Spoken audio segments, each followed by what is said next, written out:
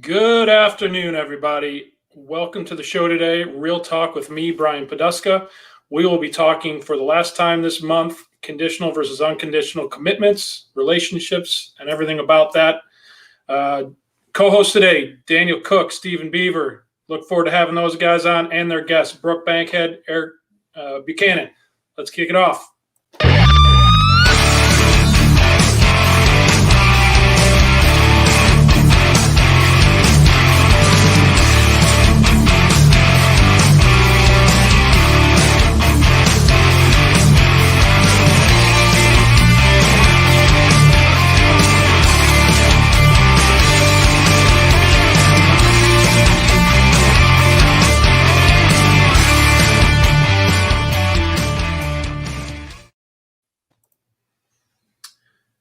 Hello, everybody.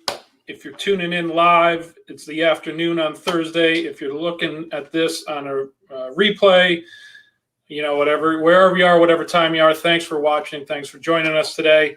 As I mentioned in the intro, today's topic is conditional versus unconditional commitment. That applies to business and life. So we will dive into that topic for the last time on the show. As you know, we have a rotating agenda every month or business topic that we dive into, as well as bring our guests on to talk about that business topic. So what I'd like to do real quick is just talk a little bit about my company, Real Property Management Focus, where we focus on your real estate investments. We are a full service property management company. Can help you analyze your property up front, purchase that property, obviously manage it, and then sell it on the back end when it comes to the transactional side. But what we really like to do is form a relationship with our clients, looking down the road, a long-term relationship. So it's not just a transactional business, it is a relationship-based business, as real estate should be. So that is Real Property Management in a nutshell. And as I mentioned, our two guest hosts today are Mr. Stephen Beaver and Daniel Cook. Why don't you bring them in, Lyndon, and we'll say hello. What's up, gentlemen? All right, thumbs up. Kind of a half thumbs up from Daniel, who I think is muted right now. I'm talking. You just can't. I just decided to mess with you. Yeah, well, looks like Daniel's muted. I'm just trying to prevent any kind of noise coming through that shouldn't. Okay, well, I can hear loud and clear. I don't know if our producer is getting the feedback. And Stephen, I'm not sure if you hear feedback, but you're coming in loud and clear for me. Okay, that's right. Great. We're coming in loud and clear. We're coming in low. We're landing. That's a necessary requirement by all airplanes, by the way, to come in low when they do landings. Just saying. Little did you know, TMV efficiency coach Stephen Beaver is also a co-pilot. Not just a co-host, a co-pilot. So, gentlemen, topic of the day, conditional versus unconditional commitments, relationships. Look forward to diving into that with you guys. Let's do this real quick. Why don't you guys introduce yourselves, and then we'll circle back to whoever goes first. Normally I say ladies first, so whoever wants to go first is the lady today. So introduce yourself, and then tell us about your business. Then please, then we'll circle back and you can introduce your guest today. I ain't scared. Go ahead, Daniel. You first. No. Okay, so some people call me a business consultant. Some people call me an efficiency coach. You should just call me. So all I do really, seriously, is just help people become more efficient at what they do. And so I just look at things, and we have a system. And you plug in everything. So I don't really do anything except give you the systems. You say what needs to be done, what doesn't need to be done. And we start whittling away. We delete, we delegate, we put things in the place where it be, and then you work less. And the fact of the matter is the less you work, in other words, the more you have a team doing the job, the closer you become to like a Richard Branson model, where he's got 400 companies. He doesn't work 400 times harder than everybody else. So that's the objective, is to make it so that you go to work because you want to, not because you have to, right? It's great if you're an entrepreneur and I want to do this for the rest of my life. That's awesome, but not because you have to, right? If you leave your business for a year and it has a 20% net increase in business, you own a business. If it doesn't, the business owns you. So I'm just trying to help you own your own business. So I have 5 stages, and it's super cool. The best thing I get is when I get the call from a client and they say, Stephen, I just had the best weekend with my family ever. That's what I'm working for right there. It's the TNV, baby. Take more vacations. And with that, I want to say that your roof is safe. So that's when I turn it over to my friend Daniel. Thank you, Stephen. Thank you. And I want to do something just like you do. I don't want people to work on their house by themselves. I want them to turn it over to me. So they need more time with their families, so they need to come to us when they need help with their houses and their roofs, their fences, their gutters, their screens, their windows. We just want to be there because, let's face it, everybody's busy, and you can't neglect your house because it's an asset. If you do that, then it's going to start becoming a major pain for you later down the road. So we like to make sure your house is safe and it's up to par, and it is an appreciating asset, not a deterrent from owning homes. So yes, roofs and everything in between. That's what we want to take care of for everybody. Boy, look at you guys complimenting each other on your businesses. I love it. Well, I'm just saying, you need to call him for that. But if you need a heart surgeon, don't call him or me. Maybe call Brian. I don't know. But I know Daniel and I are out of that business now. We've had our fill. So no more. Yeah, that's not part of my job description. Okay. But that's all right. We'll pass. So, Stephen, since you went first, you went first. Why don't you introduce your guest? Okay, Eric Buchanan.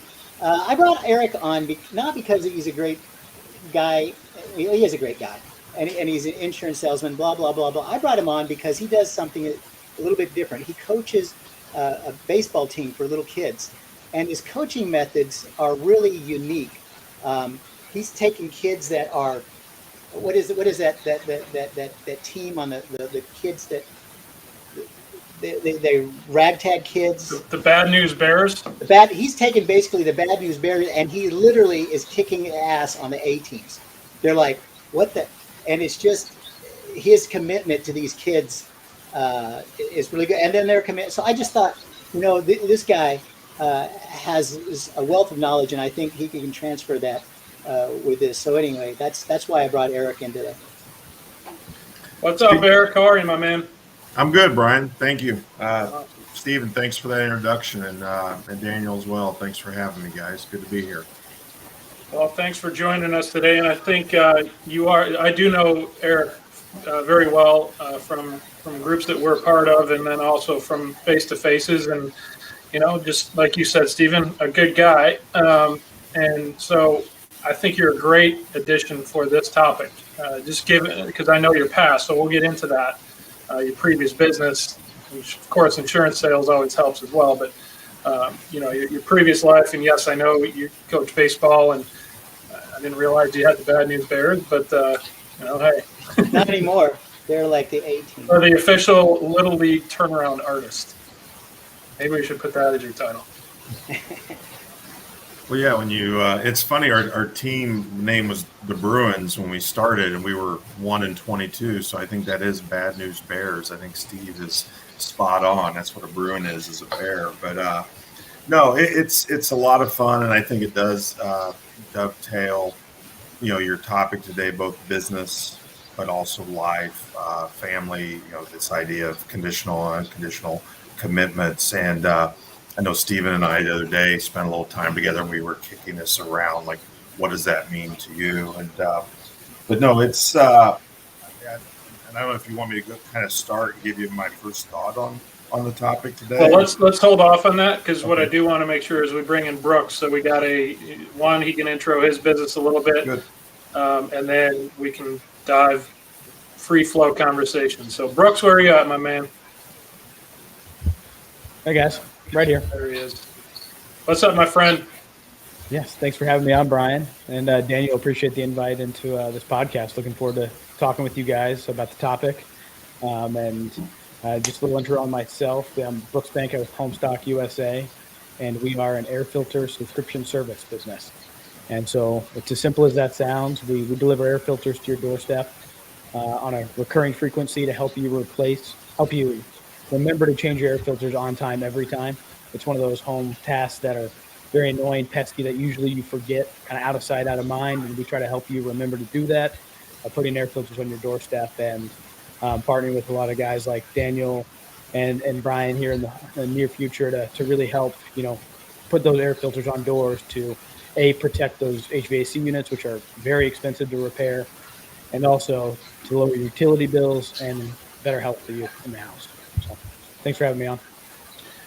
Well, thanks for joining us today. And I know a little bit about the vision of your company, not only to just do air filters, but I know it's a larger kind of it's that concept of taking, not to continue this airplane analogy, but put it on autopilot for those things in your home that, you can easily forget or just maybe subconsciously choose to forget. So you can help put that on autopilot. So, Exactly. Looking to dive in a little bit more on your business as we go through this topic, but conditional versus unconditional commitments. We've dove into this topic this entire month, so we've gotten some really good feedback and had some interesting businesses and business partners that have joined us. So I like your guys' business. Both business models, and Eric, I know your previous history. Actually, I know yours as well, Brooke. So, Eric, I know you wanted to make a point on it. What did you want to say? I'd love to hear it.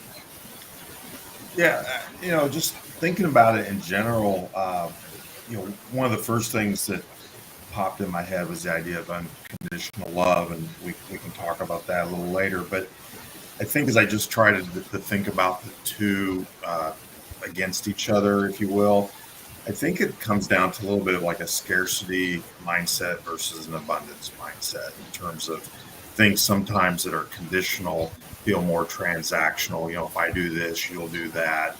And there are those things in life. And I think a lot of times we're human, we can start with a scarcity mindset.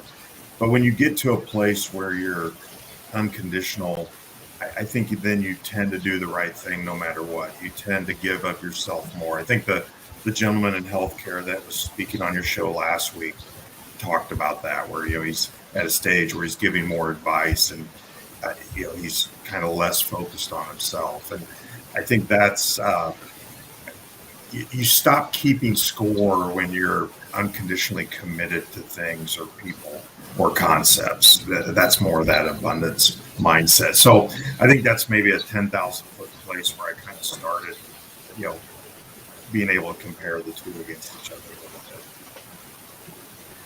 I think that's a great way to start.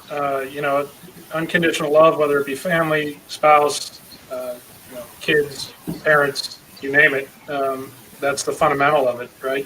The unconditional commitment and relationship. So we've kicked it around in the previous shows of, it's kind of an obvious answer, but which one's better, conditional or unconditional? So I'll jump in on that. So unconditional is better. If you're talking about your values, your core principles, they have to be unconditional. It's not like, my integrity's number one on mine. Well, most of the time, it's conditional on, hey, don't be smiling. Now I'm okay. That's it. You can't do that, right? It's got to be an unconditional on stuff like that. There's other places where you can be conditional, but when you're talking about your core values, those kind of things, the things that are who you are, you have to stand true to that. And so that has to be unconditional.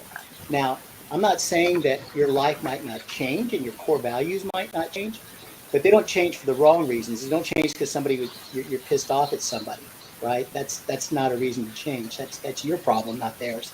So I think when you're talking about core values, it has to be unconditional. It can't be half the time I'm going to use my core values, and now you know what, I'm going to screw this guy, because no, that doesn't work. So for that instance, I would say unconditional. It's a hard line, at least for me. Anybody else disagree? Well, no, I think every business I've ever worked in, and even ours now, you have a mission statement that you create that's going to be a baseline for your business, and those are unconditional commitments that you're making to your clients. And with that being said, that you're following those in your personal life also, because that bleeds into your business. Because if you're not a good person personally, you're not going to be a good business person to your clients either. And so the two go hand in hand, and on the business side. But unconditional commitments on your personal side, it's something that we all deal with. We all deal with our family, our kids, our spouses, our other halves, our extended family, and even some really good, close personal friends that you consider family. And so that bleeds off into, how you interact with those, and your church members that and you have people over for dinner. And, those are kind of commitments that you want to stick with because you care about those people so much that, if things come up, you don't want to break down or just blow those kind of things off. They mean more to you. Unconditional, I'm going to go have coffee with somebody that I met at a marketing meeting. And then if my kid calls and says, hey, your grandson's sick, he has to be picked up at daycare, can you go do it? Well, the answer is yes, because it's my grandson. I'm going to go do that. I'm going to blow off the coffee meeting, but I'm not going to blow off my grandson. So, and those are the things we all deal with. And in business, you want to do everything you can not to blow off your client, because that's how important those clients are. That's your livelihood. So it all connects one way or the other. Well, and to spin that analogy too, Daniel, continue that scenario. You have to, quote unquote, blow off the coffee meeting with a potential business partner. And if they're conditional, if you're in that conditional stage, maybe you really don't know them yet, then okay, you can't just jump right to unconditional. But if they come at it from a unconditional mindset and put themselves potentially in your shoes, and if they were faced with the same decision to make, I think that's pretty easy. At least it is from my perspective, right? So if somebody isn't understanding of that situation, who knows? Maybe they're more of a conditional type relationship person. Well, until you really realize what's important in each other's lives, it's hard to put yourself in that position. I've had a lot of people get upset when I have to cancel something or I have to delay doing something because someone in my staff or someone in my crew gets sick or their children got sick or something like that. And it's inconvenience for everybody. It's whether you understand why it happened. And some things are going to happen that you have to deal with because it's the right way to handle it. I know a lot of us have to be, I just think a lot of people are naive to what's happening around them. They just assume that something's going to happen no matter what the scenario is. I read people on neighborhood chats all the time getting mad at Brahms because their burger was cold or because the service was bad or, because they had to wait 25 minutes to get their Taco Bell. It's like, if they're real people, there. How do you know what happened? There's a lot of things that happen in those scenarios. So, dude, you can uncover a lot of good shit in those neighborhood groups, can't you? My goodness, it's like you got more things not to complain about than your Taco Bell took 25 minutes. They talk about rabbit holes of social media and whatnot. If I ever there's always some. I shouldn't say always. Sometimes there's a relevant topic that you drill into. And what is this? Nextdoor is the one that I get into. Where Nextdoor is probably the biggest one. Yeah, that's like the Wild Wild West. They talk about good fun topics. No hold back. I mean, everybody's blowing everybody up. I mean, over here in Melissa, where I live, heck, man, the people that are managers of those restaurants have got on now, and that's how they communicate with people now because they got blown up so much. Heck, the manager of Burger King was on there saying, hey, I know we're really bad right now. Just give us a break. We're just opened up 3 months ago. It's hard as heck to find people that want to work for $14 an hour. Yeah. It's hard to find people that want to work, period, right now. Seems like with being able to get free money. But that's another topic we should probably not table that because I'll go off. And you know how I get when I go crazy. So 2 things I'd like to do, Brooks. Why don't you give the audience your background and how you got into the business that you're in, what's your why? Because I know a little bit of it, and then we'll let Eric do the same thing. And what I'd like to do is tie in the business topic with a couple other questions to spin off. But just tell the audience what your business is. You gave that brief overview, but how did you get there? What's your why and how you got there? Sure. So it all started a couple years ago, Brian, and I'm a CPA by trade and background, and did a little investment banking too, and really got to work with a lot of entrepreneurs at my previous job with Deloitte, and really kind of started kicking the tires. I always felt like I wanted to start something that added value to people, and I wanted to give them a product. And so just started researching on what products people need around the house, and that's kind of how it all started. And I wanted something that people don't like to go do that's not going away. And around the home, you start thinking about things like water fridge filters, D batteries for your smoke detector, because they always go off at 2:00 in the morning. You never have any. Air filters are up there. So there's all these products around the house that, people need that, just isn't something they're thinking about all the time. And so I started putting this on paper, and air filters was one that I thought made a lot of sense. You need them. I, grew up in Dallas, and I did not change air filters growing up. My dad actually did. And I think he did, although now I started this business, I don't think he did as often as he should have. And who really does? Right.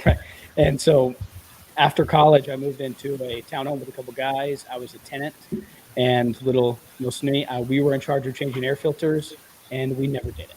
And the summer rolled around. I'm absolutely shocked that fresh out of college guys never change their air filter. Hold on. Right. Oh wait, what business am I in? Property management. Didn't change the air filters, and of course, summer's rolling around. Our AC goes out. It's 92 degrees in our townhome in Dallas. It's the middle of June. It's getting hot, and the landlord, unfortunately, has to pay to get the AC guys to come out, and they pull out this air filter. And I had pictures. I should have had one ready to go, but this thing looked like you pulled a rug out of the HVAC system. It was awful, right? I've seen some myself. Of course, right? I think we probably all have one of those stories. And so I thought, okay, I can't be the only guy out there that forgets to change these things when I'm supposed to. And I started asking around, and turns out that most of my friends, family, people I knew, that's not something they were thinking of. I did come across tax accountants uniquely, always had it down at the first of the month every month. That type of personality just seemed they were ready to rock and roll. They had it down. They buy in bulk, no problem. But for the most case, it's not something people are thinking about. And really, that's where it all started. Like, I wanted to help people, help homeowners. I'm a new homeowner myself, and there's just a laundry list of things you have to do constantly that I keep learning about. I'm still learning out how to use my sprinkler system the right way, all this stuff that I have to do.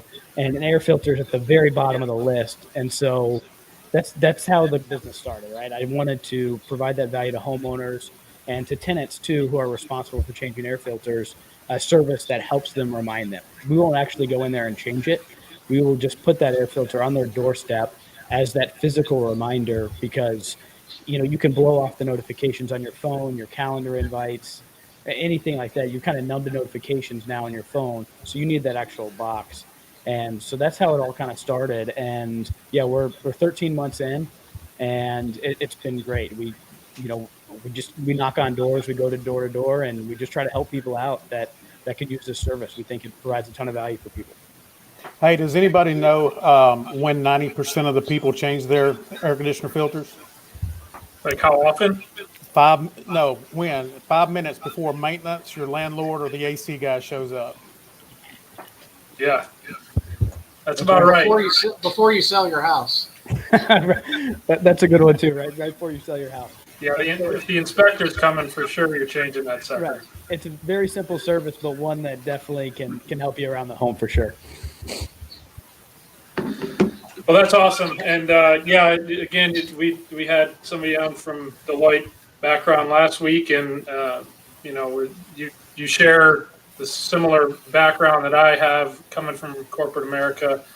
I try to say I wasn't an accountant, but I was in finance, so we didn't like each other. But yeah, so I always enjoy hearing those sorts of stories because I can relate. And Eric, yours is very similar. Why don't you tell people why you decided on Goose Head, how you got there, what your why is, and I guess you've already kind of touched on it with family and all that, but Sure. I'll let you tell the story. Well, and I think congrats to Brooks. What did he say? 13 months, or basically made it through the first year, and that's kind of where I am with my agency and brokerage here with Goosehead. So, prior to that, I spent 25 years in collegiate sports marketing, working with ESPN and Learfield.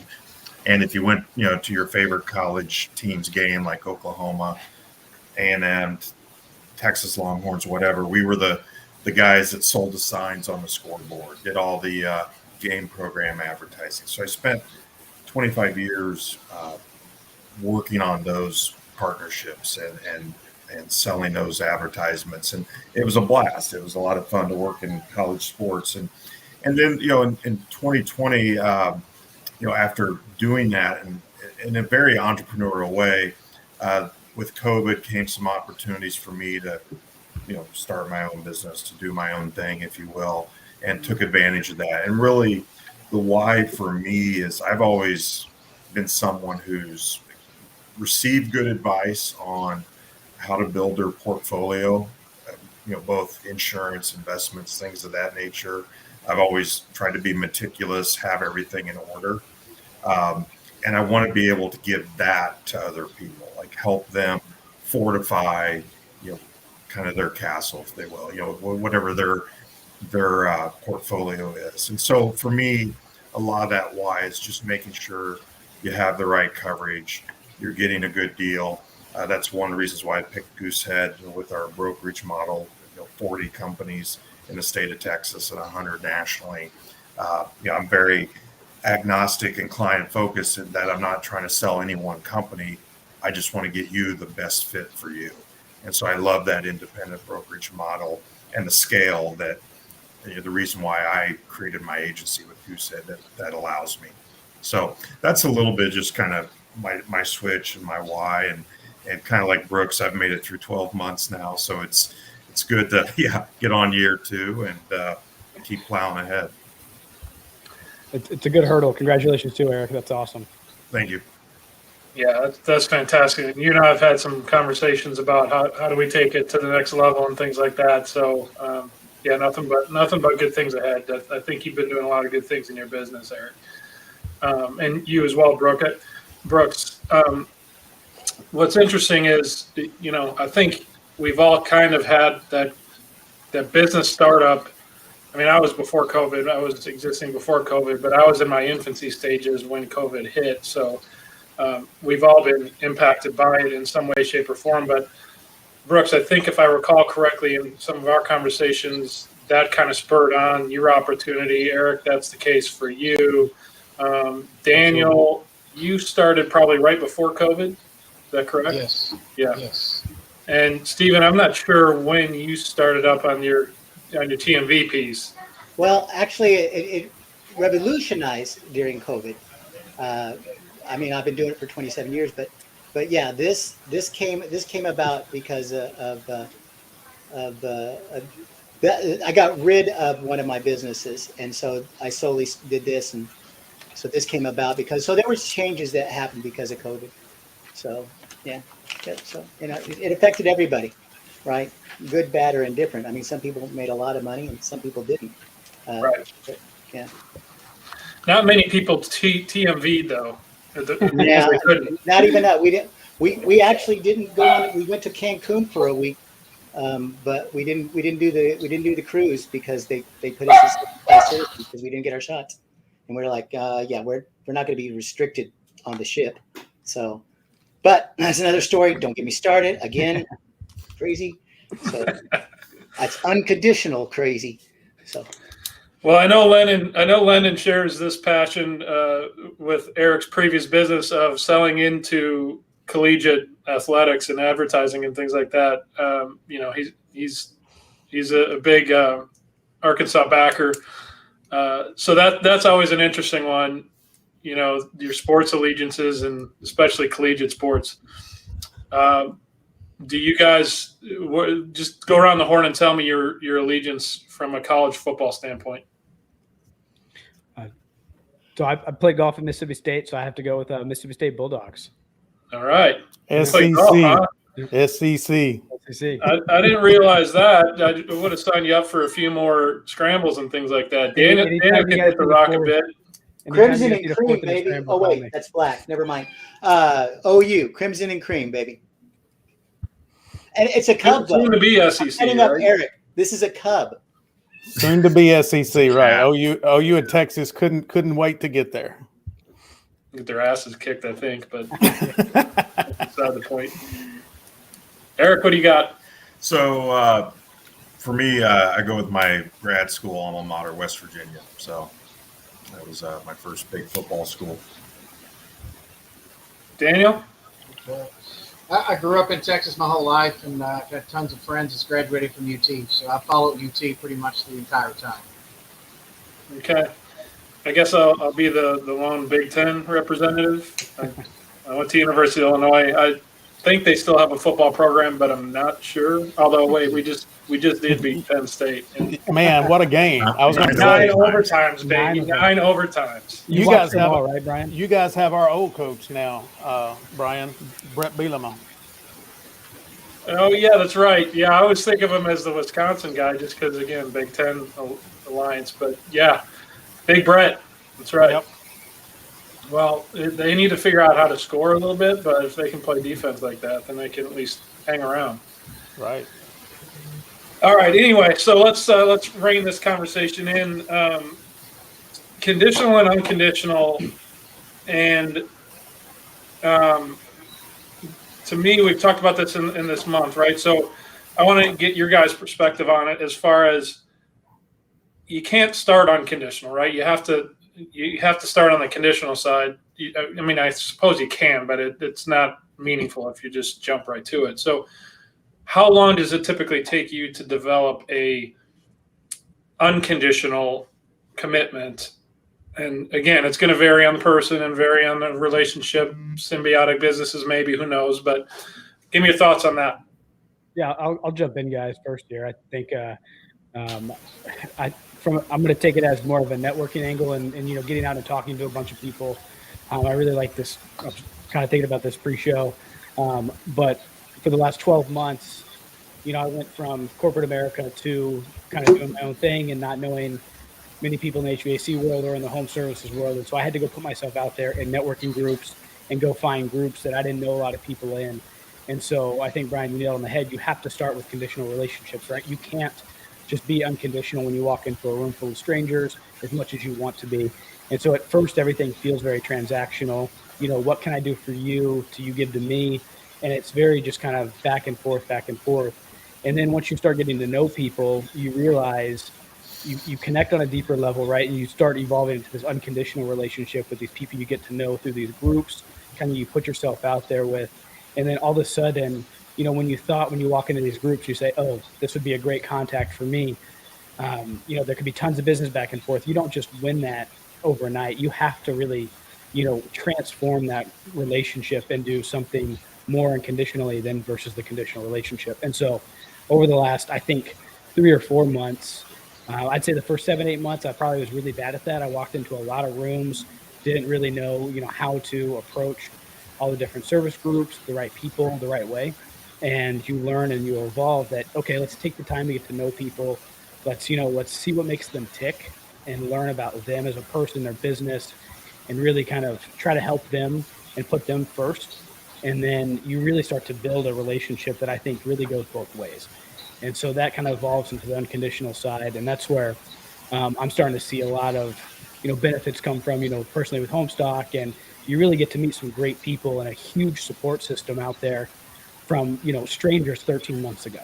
I mean, these people, I had no idea who they were. I mean, Brian, we've gotten in the same room a few times. Daniel, we got in the same room a couple of times. Stephen and Erica meeting you for the first time. But, you realize there's a ton of people out there who are doing kind of what you're doing in the entrepreneur level, or they're trying to build something and they want to help you. You just got to take the time to get to know them. And I think transforming that really is that stepping stone into that unconditional relationship. I think that was really well said, and I think all of us can relate, especially within that first year. Yeah. If you haven't been in a business that requires networking, I mean, I can speak to it from a corporate perspective, right? I will say you do have to network in corporate America. That's how you're going to advance and, build up that trust level. But it's very much more structured, I guess, and not quite as common. So, yeah, I think that's a shift that I had to personally make. You got to get in front of groups that you don't know people to begin with, but then you do develop those relationships over time, and through the one-on-one, face-to-face type meetings, that's how you get to know how people tick. And I think as part of real talk is part of the difference, and the difference. I mean, Lennon, we've been doing this for almost 2 years. We're going to have our 2-year party coming up here. It's not just a party; it's a networking event. So we are trying to nail down a venue for that here, hopefully tomorrow.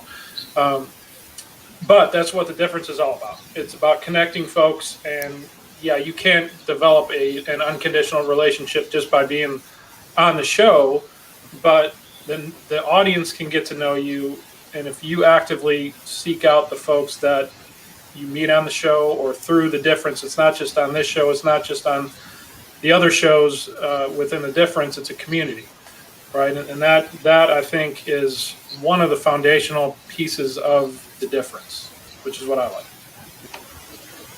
So I have a little bit of a different flip side on Brooks. I think you can get sort of unconditional in a relationship, but Daniel, you know as well as I do, is if your suppliers are Johnny on the spot, you're all over it. You're unconditional. When they start missing the dates and you need those shingles and they don't come in, they're a day late this time, they're 2 days like that, they're on time, now they're 3 days late. No, that's conditional. It's conditional on your ability to perform what you say you do. And I think that's where the unconditional part comes, is with each of us. We all have to be unconditional in our values and things like that. But as far as relationships go, I think conditional is what, even with our spouses, don't say that loud. Shh. Even with our spouses, okay? It's conditional. I mean, you go ahead and slap her around. My wife is a better shot than I. Well, so there's no way I'm going to go do that. But you mistreat them and see what happens, right? They love you, but oh wait, it's conditioned on your ability to do the things that are expected of you. So, Brian, you mind if I jump in real quick? Because Stephen just made me think of something, and the wife? No. Oh, okay. No. Just making sure. Keep it real. This is real talk. That point went right over my head. This is our 4th show with this topic, and of course I've got to hear everybody's perspective, and I don't know what we had 10 15 people so far, close to it. Yep. And I've done several videos and done some coaching on conditional versus unconditional, and one of the things that really was revealed to me, because what Brooks said, when you're first starting business, everything is somewhat conditional because you're really trying to find your way around in the first place, right? What I think I've always wanted, and Eric may be able to understand what I'm talking here with his sports background and being a coach, because I was a coach for 14 years. I want to identify the people that are unconditional with themselves, that they have that work ethic that I'm going to give it. They're going to burn the ships for themselves, not necessarily for me, but that's how they're approaching their business.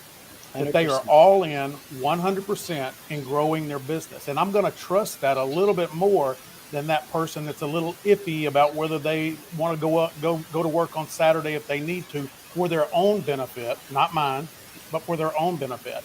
So if they're conditional in how they want to run and grow their business, I'm going to be very cautious in wanting to partner with that person.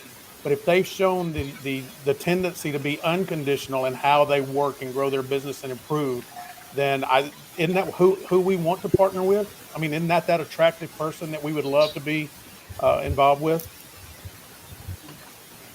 Yeah, no question about it. Yeah, well put. Absolutely, 100%. Eric, I think kind of hopping on that. I'll do the business example first because it's shorter, and then I'll kind of come back to the coaching piece. For me, with my brokerage, a conditional relationship I have is with my 40 insurance carriers, right? The 40 different companies that I can represent and sell products to.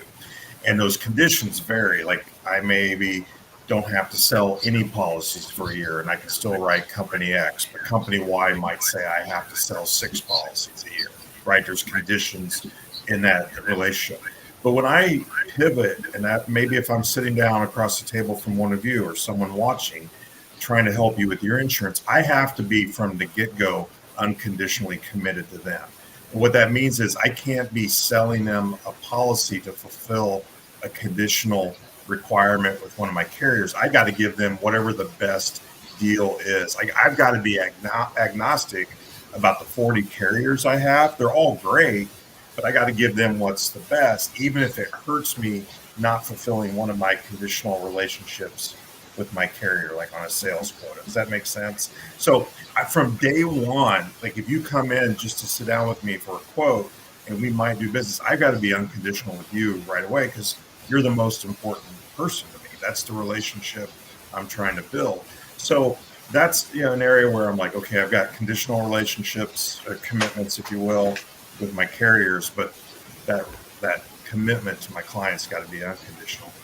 I think on the coaching side, you talked about the kids that want it. For me, I've coached like this last group that I have. I started at age 7. They're 12 now.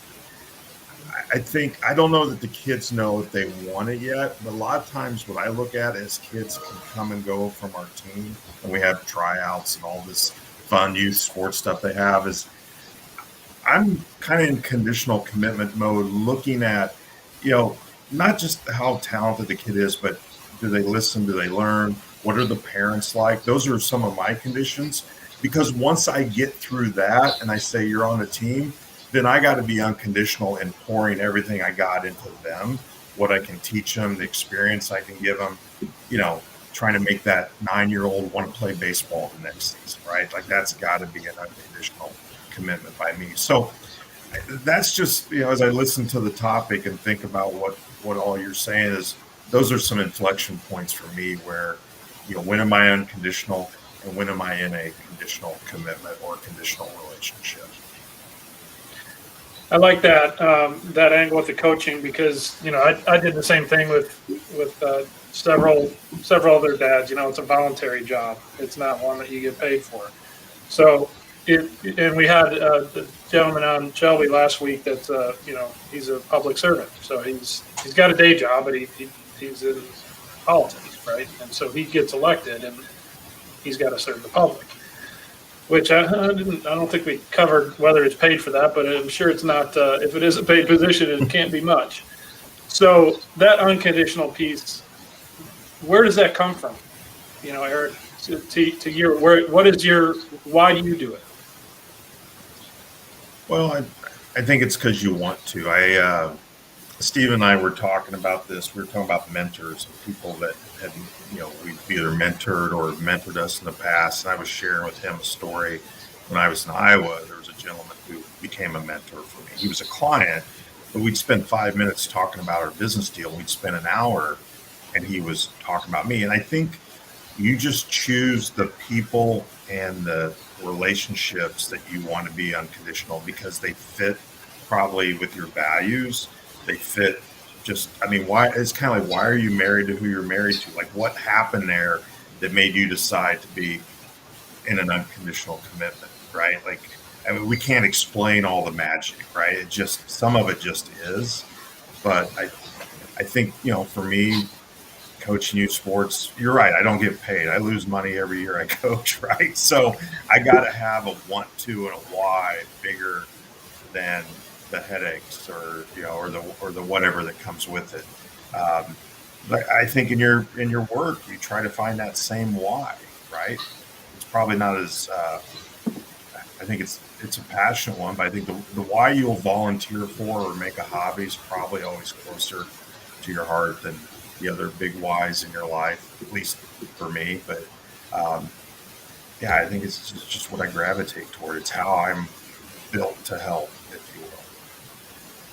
Now, the magic comes when you can marry that that passion that you have for the volunteer piece with, a business that makes money and fulfills those otherwise, right? I guess that's kind of the ultimate. And what was I going to say about the kids coach? Oh, I was going to say, there's a lot of reasons why dads or moms coach and volunteer. Usually they're pretty altruistic and good, but there's also those that say, well, my kid isn't going to play unless I'm the coach. So, sometimes you have to take it out of need. You can play your kid. Not saying that's why I coach, but I do know there are some examples of that. If it's baseball, I got a guy that coaches really good baseball I can turn you on to for your kid. I'm just saying. I know a guy. Yeah, he's done. He's just a hockey boy now. He's not giving the up guy all for of you. other sports. It's like heart surgery. Daniel and I are not the people for you. Or a co-pilot for that matter. Yeah. Cool. And Brooks, tell me about conditional versus unconditional in the corporate world versus conditional, unconditional in the entrepreneurial space. Yeah, so I think, Brian, kind of you alluded to it earlier, networking, and I'm going to go back to this networking again too, because it's kind of what I did for so many years at Deloitte. My job previous to this, I was in charge of covering private equity groups across the country, and so I traveled a lot and got to interact with a lot of professionals who invested in a lot of companies, and so it was almost built-in networking with the job, right? And so, excuse me, conditionally, you had to show up to these conferences, you had to show up to these cities, you had to show up to these things, and you had to have so many meetings a year, right? My boss said, okay, I have to have so many phone calls a week, I have to have so many face-to-faces. Those are all conditional, right? I have to go out and do this. I think the unconditional side is when you actually get to know these people on a personal level, and you really start caring about them. And again, it's forming these relationships that started from the conditional side, where you had to go out and do these tasks that you were mandated to do, and you go out and you get to know these people on a very personal level, and that's when you saw a ton of results from the unconditional side. And I'm getting married next May, and there's going to be probably 7 guys from my previous job where I've gotten to know on that level, where it's just, you want to help them as much as you can. You want to interact with them. You want to continue on in the journey post my Deloitte time. They've been helping me with Homestock. And so you get these relationships and you get benefits. When you are truly yourself, you get to be, it's not a transaction anymore. It's not, okay, I'm talking to you only because I have to. I'm talking to you because I want to. And I think people can see through that pretty clearly. You walk into a room, and if you're just doing it to check the box, you're just, trying to sell a filter to check a box. You're just trying to do something to, because you have to. It's very easy to see through that falsehood. And when you actually act with, as yourself, with passion, good things tend to happen, and you start creating these, business relations, personal relations that are super valuable to whatever you're doing. And so I've taken that, and so to compare it against corporate versus the entrepreneur side, I had the built-in networking already, and so it was very different to go start fresh with knowing nobody and not having a plan. I didn't have a boss to tell me, hey, I have to go take 45 phone calls a week. I have to go to these conferences. I didn't even know what conferences existed in this world, when I started this business. And so I think that was the biggest change in that. But there's a lot of similarities that I got to pull on, and you learn very quickly that, you just have to be yourself, and you have to evolve into the unconditional side of the relationship. Otherwise, it's not going to work. And you can only pretend for so long. And I think the conditional side is pretending to a certain point. And then you gotta transition. And that's where, and I hope that makes sense. I hope that ties together. I was trying to put those in thoughts, and I think that's the way I see it.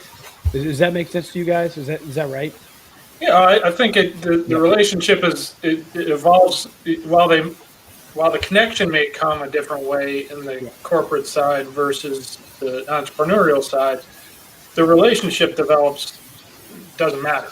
It's going to develop in advance to that next unconditional stage if that relationship makes sense. And then that, that you're symbiotic enough personality wise, values wise, all the things that are foundational in that commitment, right?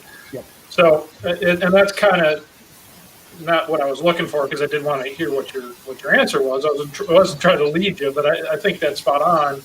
Is that no matter how you're connected, you don't take that next level until you get to know that person, whether it's a forced connection in the corporate side, or sometimes it's forced on the entrepreneurial side, right? It is what it is, just in a little bit different spin. I will say this, though, when you're an entrepreneur and you're working for yourself, you tend to be more unconditionally committed to your business because it's your livelihood. There is no one pushing you. You have to push yourself. And typically, you'll find yourself hanging around or associating with other individuals that are unconditionally committed to their businesses because you both have the same values and you appreciate that with each other, and you know that they're doing the right thing for their business, which is going to affect your business as well. And so that's a big difference I see in today's workforce, is that there's a lot of people that show up for work because they're told to go. They're supposed to be there to do this or that, but they're not really invested. They're just trying to get through Monday through Friday and collect their paycheck and go on, where entrepreneurs, they have to be committed nonstop because that is how they're going to succeed. There is no, I'll work harder tomorrow because I want to take today off. It's you're working nonstop on your business and your unconditional commitment to making it work. And then as you bring more people around you, you're creating relationships and you're giving them an unconditional commitment that you appreciate their involvement to make your business more successful. So you want to make theirs as well. So let me follow that up, if you don't mind, Brian. I want to ask everybody this question. It was a question that I think I've asked in every show. I know I asked it last week. Can you find excellence, exceptionalism, and good leadership qualities if you are conditional? In yourself. If you are conditional, how difficult is it for you to find excellence? We're talking about. Hard. Go ahead, Danny. I would say it's pretty hard because usually until you fully commit to something and you're on board with it, you tend to have more of a lackluster opinion about it, and you're not as 120% committed to those items that you're doing. It seems like the more you're unconditionally committed to something, you're going to do as much as you can to make it work and to make it excellent. Yeah, I think it all comes back to your core values. If what you're doing fits with your core values, it's real easy to be unconditional. What you were saying earlier, I thought of this. Some people have a mindset of I have to go to work. You really want the people with the minds that says I get to go to work. And one of my business consultants who mentors me interviewed the Marriott CEO, and he first question out of his mouth was, "Everywhere I go in this place, everybody's so nice. How do you train these people to be so nice?" And he looked at him. He kind of got that Cocker Spaniel look, and he goes, "We don't train people to be nice. We hire nice people." So I think that, those people, you can't train somebody to be nice, right? That's their core value, to be nice, right? And to do their work, right? And that's the trick, unfortunately, is to find those people. Message to Garcia, a book you guys should all read. I know I probably mentioned it way too many times, but Message to Garcia, it's a free book. Go on Google. You can download it right now. But that'll talk about... Speaking of books, Stephen Beaver, you want to talk about yours real quick? Oh, Gaming to Win. My latest book, Gaming to Win. It's about building a team, but I wrote it for gamers. So it's in gamers language. So if you want to read it as a business entrepreneur or a CEO or whatever, then you just take out the gaming for business. But it's written in, like, the first chapter is be the stupidest kid in the guild. Surround yourself with smarter people than you. Look, if Daniel and I are better heart surgeons than Dr. Oz, there's something wrong there, right, Daniel? Because we are, but we don't want him to lose his faith. So yeah, it's stephenbeaver.com/gaming to win if you wanted to go check it out. But yeah, uh, that's it. Heart Okay. surgery is easy. Getting the patient to recover is the hard part. Lyndon, you didn't give us your feedback on your question. I just, when you look at professional athletes that have that unconditional commitment to their work ethic and to their approach to everything they do, and it's the ones that reach that highest level. I said this last week. One of the things the biggest red flag I have when I'm looking to partner with someone in business to form some sort of mutually beneficial endeavor, if they start saying, well, how long is this going to take? How hard is it going to be? And what's going to be required from me? I immediately look at that as conditions. And just like what Brooks said, when you're starting a new business or when you've got an existing business, but you're starting a new project, a lot of times those questions can't be answered until you get in the middle of it. And, everything, honest to God, has some condition. I get that. But I think if you start out with preconceived conditions, you're going to limit yourself. I agree. And I'll echo Daniel's comment too. And I think that's right. I mean, especially, Eric, I'm sure you feel the same way starting your agency as well, 12, 13 months in. You have to wake up and think about it all day long on the weekends. You have to figure out, it's just always on your mind, right? There's no days off. There's not. You have to be passionate about it or it's not going to work. If you build it, they will come. It doesn't work that way, right? You have to go out. You have to keep fighting.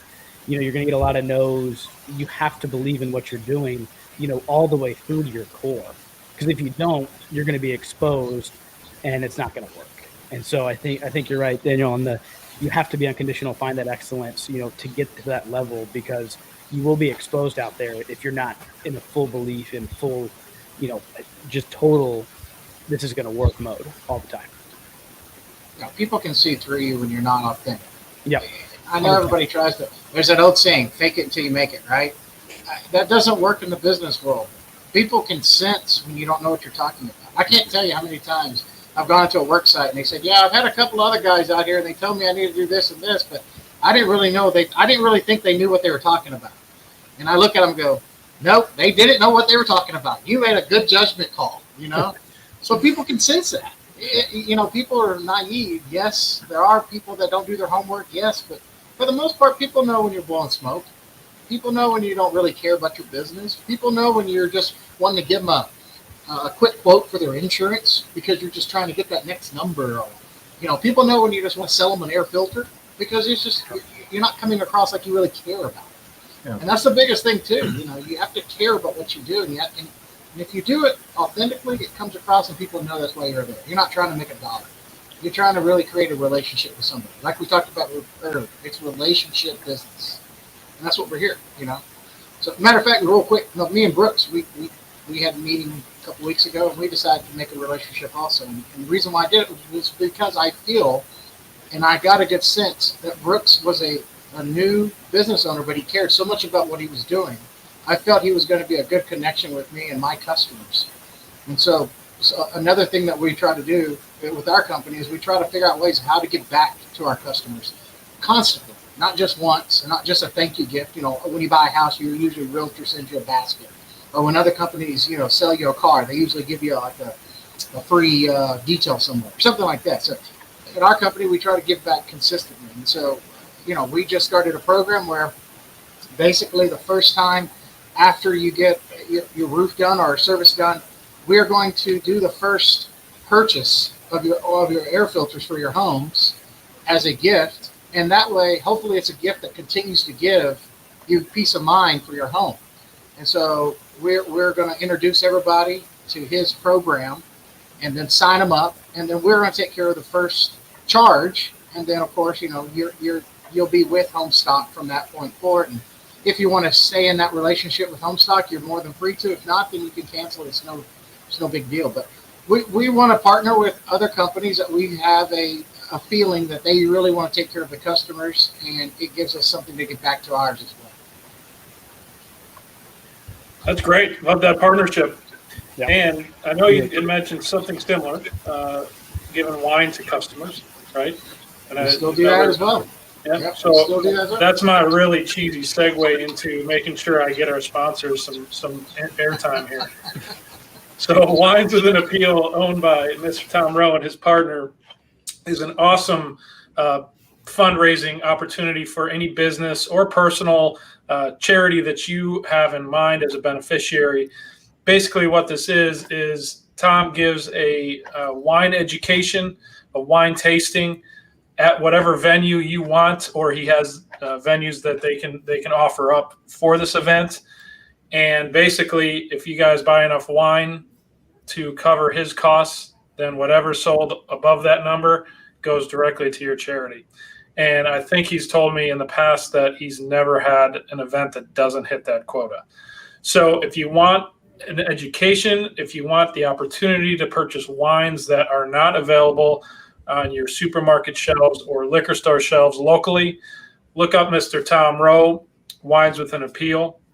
Send him an email at tom@wineswithanappeal.com or call him at 214-621-5216. And then let's get Mr. Holdberg up here real quick. Owner of Liberator Health Insurance is Greg Holdberg. The best value in affordable healthcare is his slogan.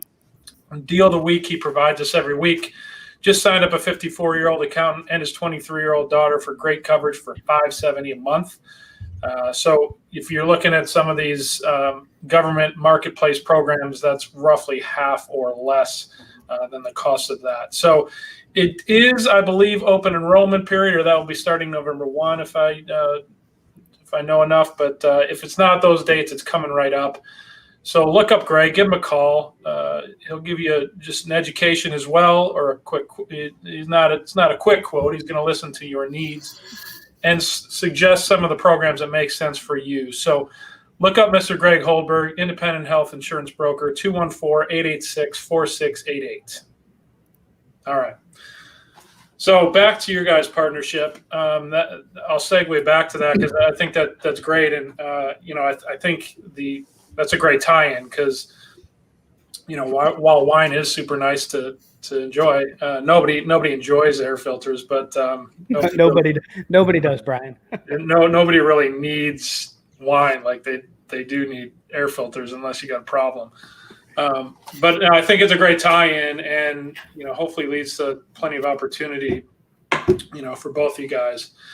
And I think the spirit is exactly that, and kind of what we're shooting for. And I know we're out of time, so I'm going to wrap up. But it's that unconditional piece that you can sense it in somebody. You can get a sense either right away or pretty quickly when you first meet somebody whether or not they're from the same mindset as can we operate unconditionally at some point. So with that, I know we're over time here, Lennon, so I don't want to kill us on our subscription here. But I do want to say thank you to our guests today, Brooks and Eric. Appreciate your insight. Appreciate you sharing about your businesses. Appreciate your friendship as well. This is one of the few shows where I actually know everybody on the show. So appreciate you guys coming on. Daniel, Steven, as always, appreciate your co-hosting, your support of the show, you're being part of the difference. Lennon, thank you for all you do for this show, for the difference in general, and building the community that all has that same mindset to move forward unconditionally and help each other out with connections. So thank you for that. With that being said, we got Halloween coming up this weekend, so have a safe, happy Halloween. I'll see y'all next Thursday, 2 p.m. Peace out. Thanks, guys. Thanks, everyone.